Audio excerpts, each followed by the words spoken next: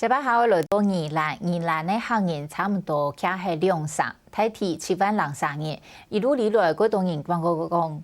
也只嘅看无嘛到客家文化喎。宜兰市嘅育才国小对民国99年起始，如屯客家文化今日好高嘅成法，今年还拿到全国中小学客家语文竞赛歌唱表演类冬季初赛嘅体育，下礼拜会去参加全国总决赛哦。因为系连续3年如日比决赛嘅，睇唔咩客家文化发展重点期，又系好多人过到嘅宜兰，非常难得。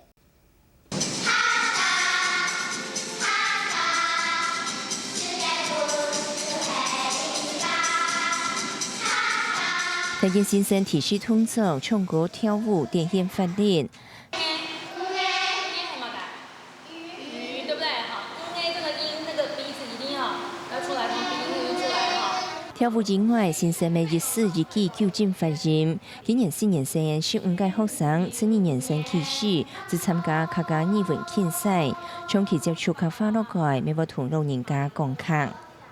像如果爸爸会吃很多的话，我就问他说：“你就吃饱吗？”然后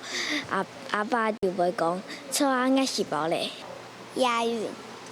那个押韵很好玩，很快就学会，然后还有唱一些客家歌。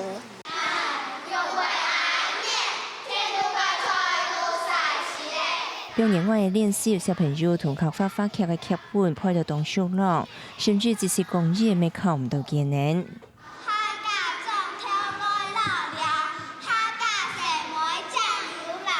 興趣，然後他們愛表現，然後而且臨場經驗又夠，因為從2年級慢慢累積下來的話，他就很喜歡去參加這樣子一個活動，然後也喜歡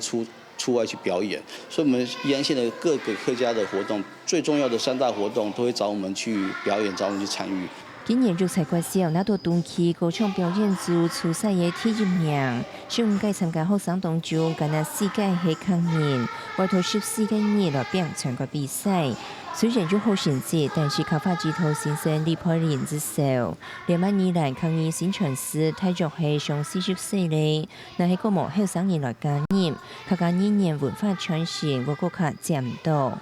动辛苦啊，能够摸盘反应为真的很多瓶颈，就是说，通常我们现在面临的就是师资哈，像我这个年龄层的师资越来越少。故时我爱希望很多老师走得出来一起打拼啊，用去呐。李佩蓮同時講，遇到較多細嘅宣傳師，雖然拿到資格，但是冇信心來教國小嘅學生，所以咪針對安尼嘅情形來開培訓課程，希望鼓勵個較多有模擬能力較多細嘅人，實在強下來同文化傳落去。